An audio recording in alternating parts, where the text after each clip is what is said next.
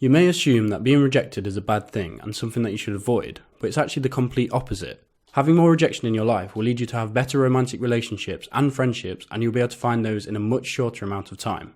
So in this video, I'm going to show you 4 lessons on how to use rejection to make really positive changes in your life. Lesson 1. Reframe the way you see rejection. Most likely you see rejection as a bad thing. It's not.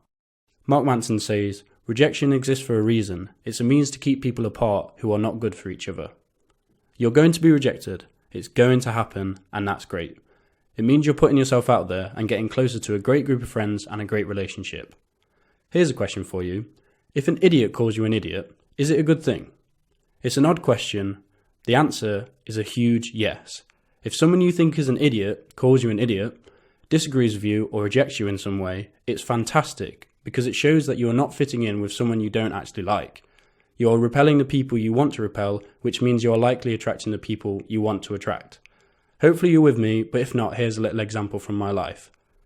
When I was 12 years old, I really wanted to be liked by pretty much everyone. I thought there was some sort of way of acting that meant that everyone would have a positive opinion about me, and that's what I aimed for. At the time, I played for a football team, just a small Sunday league thing, nothing serious with other guys my age. I distinctly remember wanting to fit in like most people do. It's a natural, literally biological drive to fit in with a group, so it's understandable. I wanted to fit in with the football team, but they were, at the time, pretty horrible guys. Aggressive, and even at 12 years old, they would drink. I didn't fit in, and I distinctly remember feeling pretty embarrassed at the time that I was seen as uncool by this group of guys.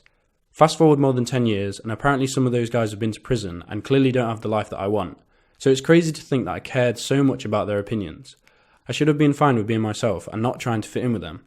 I've now realised, after leaving different places like school, college, sixth form, 2 different universities and then jobs, that the people who like you and that you like back are the only ones that are actually in your life long term. When I was rejected by the people in the football team, it was good because I was pushing them out of my life. I couldn't see it was good at the time and I felt embarrassed, but I can see that now. You can't fit in with everyone and that's fine.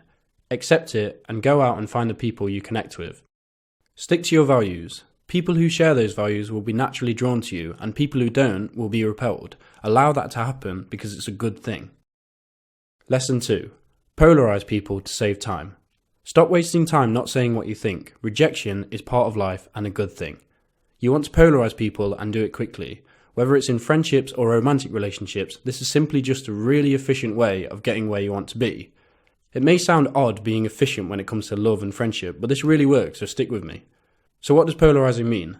Put simply, it means figuring out if someone likes you or not.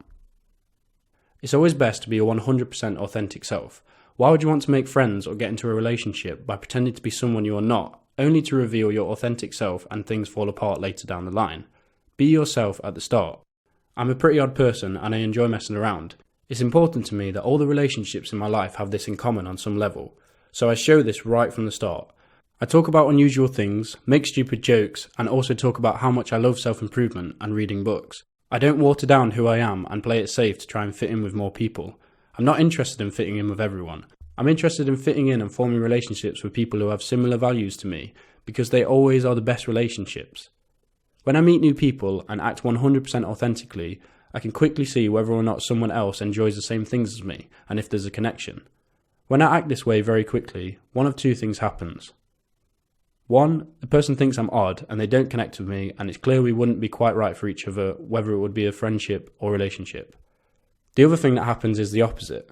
The person realises that I'm odd and thinks, great, I'm odd too, and we form a connection very quickly. This exact thing happened when I met Tom, one of my very good friends. Within 3 minutes we were acting really weird, and this meant that we formed a close connection very quickly. This kind of thinking has made my friendship group much bigger over the last few years, and the best thing is that now I have friends which I really connect with on a much deeper level and who understand the authentic me, and I'm 100% comfortable around them and have a much better time. They share the same values as me because I made them pretty clear from the start, so we're all very close, much closer than the friends I had in the past who I tried to fit in with by changing who I was and how I acted around them. This works especially well when moving things forward in relationships. Mark Manson talks about this in his awesome book, Models, which I highly recommend. When you are dating, don't waste time. Just tell someone how you feel and ask them on a date. If they aren't interested, that's fine. Just move on. So many people wait years to finally tell a friend how they feel, and then they find out the other person doesn't feel the same way as them. They wasted years waiting, which could have been spent meeting other people and finding someone who does feel the same as them. Lesson 3. Aiming for rejection forces action. Go for no. Go for no is an interesting concept. Rather than going for as many yeses as possible, you go in search of rejections. Here's an example of what I mean. Sometimes I get banned from subreddits on Reddit because I try to post about videos I've made and they don't want that, so I get rejected. I'd see this as a bad thing and it would lead me to stop taking action, and so I'd stop posting on Reddit because I was worried I'd get rejected.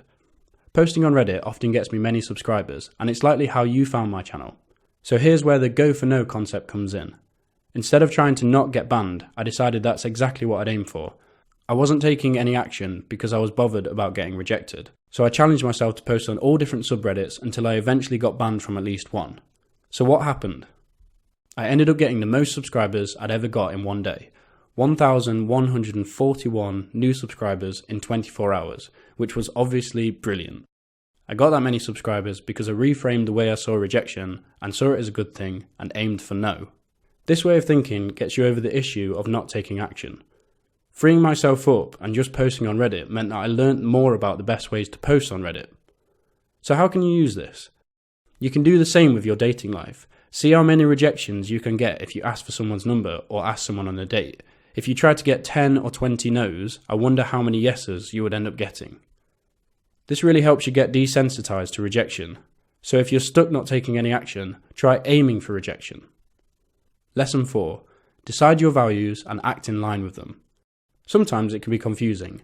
Should you adjust the way you've been acting because you actually aren't quite happy with who you are and want to improve? What if your authentic self is not the person that you really want to be? That's fine. Start thinking about what you want in your life and who you'd like to become and how you would truly like to act, even if it isn't quite who you are at the moment. Ask yourself what you value the most. Take some time and write some things down. Like I said, I value having fun and humour very highly. Figure out what you value. This often changes over time, so just make a start. Once you determine what you value, then you can act accordingly. So because I enjoy humour and seeing the funny side of life, I act in line with that. For example, in job interviews in the past, I've made a few jokes. If the workplace isn't into joking, then they won't want me for the job, reject me, and in doing so, I'm not ending up working in a place that doesn't enjoy joking. So long as you're acting in line with the values that you really care about, then it's fine if someone disagrees with you. Respectfully, either explain your views, or if you want, just walk away. Everyone will have an opinion on you. An opinion is the cheapest thing anyone can give you. The value comes from whose opinion you decide to listen to. So to summarise, reframe the way you see rejection. It's a good thing. Polarize people to save time. Try aiming for rejections to help you take action. And decide your values and act in line with them.